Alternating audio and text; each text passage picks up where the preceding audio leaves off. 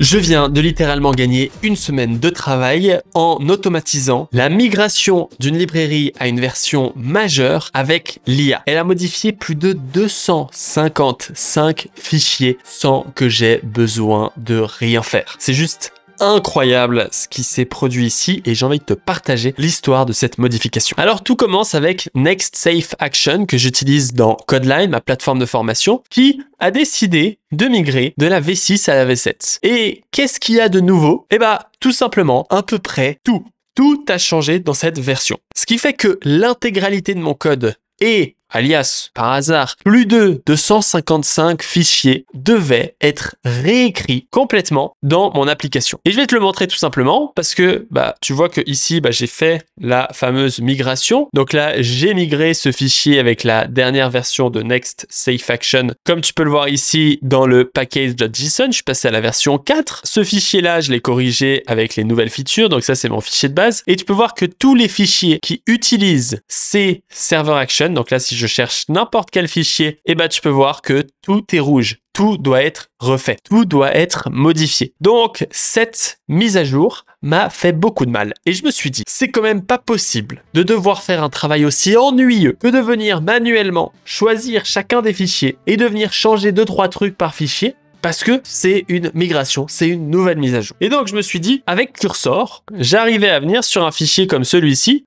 voir le code qui est juste ici, tout sélectionner et venir passer un prompt. Donc, on va le voir après, le prompt que j'ai fait, mais en lui passant ici un petit prompt, en lui disant tchac, tchac, tchac, migre ce code sur la version 7. Voici les mises à jour. Et donc ici, je vais lui passer comme ceci le code où je lui montre en fait Next Safe Action V6. Et c'est ça. Et la comparaison dans Next Safe Action V7.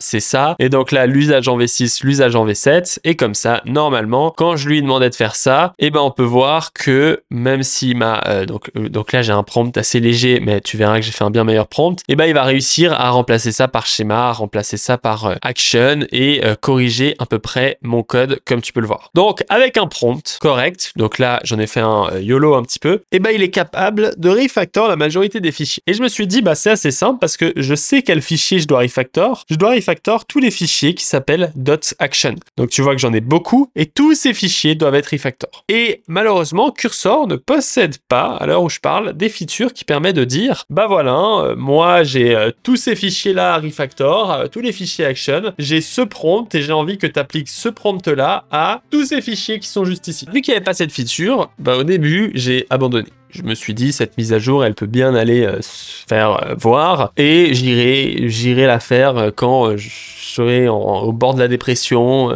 une gueule de bois, où je m'ennuierai, où j'aurai rien à faire de ma vie et j'irai faire cette mise à jour. Et après, je me suis posé. Je me suis dit, mais quand même, est-ce qu'on n'est pas des power users? Est-ce qu'on n'est pas des machines? En tant que développeur, on a cet ordinateur. Et cet ordinateur que tu vois pas, mais il est en face de moi juste ici. Donc là, on a une Inception. Mais cet ordinateur qui est juste ici, c'est la puissance. On peut tout faire avec. Et l'IA qui est sortie, les acteurs les plus puissants avec l'IA, c'est nous les développeurs. Et donc, je me suis dit, je vais créer un petit script. Donc, je commence à tâtonner, je génère un petit script et donc, en clair, je suis allé faire ce petit script. Donc, je me suis dit déjà, je vais dans le script ajouter tout le nouveau server action. Comme ça, il aura le contexte. Donc, j'ai ajouté tout ce fichier server action. Ensuite, ici, j'ai mis un prompt pour que Super Maven soit un peu plus smart. Et là, j'ai setup OpenAI et je suis allé récupérer tous les fichiers qui finissent par action. Bon, j'ai pas écrit ce code, c'est l'IA qui a écrit encore une fois. Ensuite, je suis allé chercher tous les fichiers action dans source et dans app. Et pour chacun de ces fichiers, je suis venu créer un prompt. Alors, le prompt, c'est un prompt de l'enfer ++.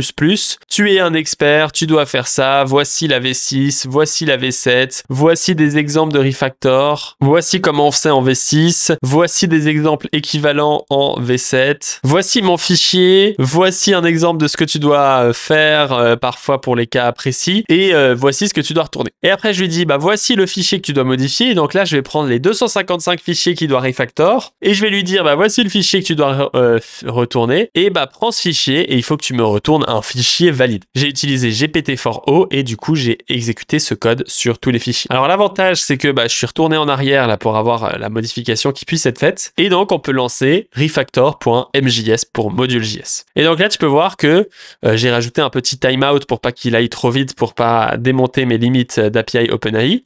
Et donc là, il va prendre chaque fichier et il va commencer le rewrite de chacun des fichiers. Et tu vas pouvoir voir à droite que si j'ajoute les 4 fichiers qui sont juste ici, avec ceux-là, et tu peux voir les nouveaux fichiers qui sont modifiés. Alors, on va pas tout faire parce qu'il y a 255 fichiers que je l'ai déjà fait hier, mais on a déjà certains exemples qui sont juste ici. On va pouvoir voir leçon action. Et donc là, tu peux voir que create leçon action, il l'a bien modifié. Il a bien mis à jour les nouveaux paramètres. Il a su quels paramètres utiliser, contexte, etc. On peut voir qu'ici, il l'a refait et il n'y a plus aucune erreur TypeScript. Tous les fichiers sur lesquels il passe, il dégomme les erreurs TypeScript. Vercel blob action, boom, il a réussi. Auth action, schéma, action, boom. User action, schéma, action, boom. Conversation, schéma, action, boom. Il a tout modifié. C'est une dinguerie. Quand j'ai fait ça, quand j'ai terminé et que j'ai exécuté, pas pour 4 fichiers comme je le fais là, j'ai exécuté ça pour plus de 255 fichiers. Tout ce code et je peux te scroller pendant 10-20 minutes tous les fichiers qu'il a modifiés. Et donc moi, qu'est-ce que j'ai fait quand même parce que je suis un développeur consciencieux? J'ai cliqué sur ces fichiers. Et évidemment, sur 255 fichiers, il y a quelques fichiers qui faisaient des pratiques que je n'avais pas documentées dans mon prompt et que j'ai dû modifier à la main. Et donc, je me suis retrouvé avec un travail qui m'aurait pris 1 semaine, 2 semaines, des galères, du travail manuel ennuyeux, automatisé, avec l'IA, avec un script que j'ai lancé. J'ai attendu, je suis allé me faire un café, je suis revenu. C'était terminé, c'est magique. Et donc ce script, il m'a donné des idées. Je me suis dit, bon, c'est pas suffisant. Là, on s'est bien marré. C'est un bon début. Et donc je me suis dit, mais est-ce qu'on pourrait pas aller plus loin? Est-ce qu'on pourrait pas faire encore plus de choses? Et donc, je me suis posé cette question que je viens de te poser là. Et donc, je me suis dit, quel autre fichier, quel autre truc je me retrouve souvent à m'ennuyer, on va dire, à modifier? Et la réponse, c'est ESLint. Donc là, si je te montre mon écran, je suis venu dans mon code, et je me retrouve avec plein d'erreurs ESLint. Comme tu peux le voir juste ici, comme tu peux le voir juste ici, l'erreur que chez moi aime rajouter, le middleware, où ici on peut retrouver aussi des erreurs et des erreurs et des erreurs encore et encore. Et je me suis dit, mais là on a le pass, on a le fichier, on a l'erreur, on a la ligne, on a qu'est-ce qu'il faut faire, à quel endroit. Pourquoi est-ce que on pourrait pas utiliser l'IA pour auto-fixer toutes les erreurs ESLint avec un success rate abominable. Donc j'ai créé eslintfix.mjs. La même chose qu'avant, sauf que maintenant, il vient chercher les fichiers ESLint comme ceci. Et donc, ce script-là, qui vient exécuter ESLint, trouver les erreurs, le nom des erreurs, les lignes, quel problème il y a, etc. Et donc, on va pouvoir tester. Alors, je crois que je l'ai fait hier, un peu bourré, je rigole. Mais on va le tester. Donc ici, je vais sauvegarder tous ces fichiers. On voit qu'on a 16 erreurs. Et donc là, je peux faire node script/eslintfix.mjs. Et donc, quand on lance le code, on peut voir ce qui se produit juste ici. Il vient trouver les fichiers qui posent problème avec ESLint. Donc, même si j'ai eu quelques problèmes parce que mon script marchait hier et plus aujourd'hui. Et on peut voir que il vient corriger certaines erreurs. Donc là, si on enlève ça, on peut voir qu'il y avait une erreur de point virgule. Et en gros, il supprimerait les erreurs ESLint comme ça en détectant l'histoire. Bon, il a encore un peu de mal, je pense, notamment parce que le contexte que donne ESLint est assez faiblard si on s'intéresse à ça. Tu vois qu'il donne que la ligne et c'est vrai que j'imagine que des fois sur des longs fichiers, il galère plus quand c'est pas très clair. Il faudrait voir s'il y a un mode ESLint qui permet d'avoir des erreurs beaucoup plus détaillées avec peut-être la ligne comme on peut le voir sur VS Code. Mais en tout cas, c'est un bon début et j'espère que tu as apprécié le concept de ce cursor automatique et voici le pouvoir du développeur. Moi j'aime bien faire ce genre de truc et prendre du temps pour ça parce que c'est là où tu te rends compte toute la puissance qu'on a. Si t'es intéressé par l'IA en général et tous les outils que j'utilise, je t'invite à aller soit dans le premier dans la description, soit sur la vidéo qui s'affiche juste ici. On se retrouve très bientôt. Ciao ciao.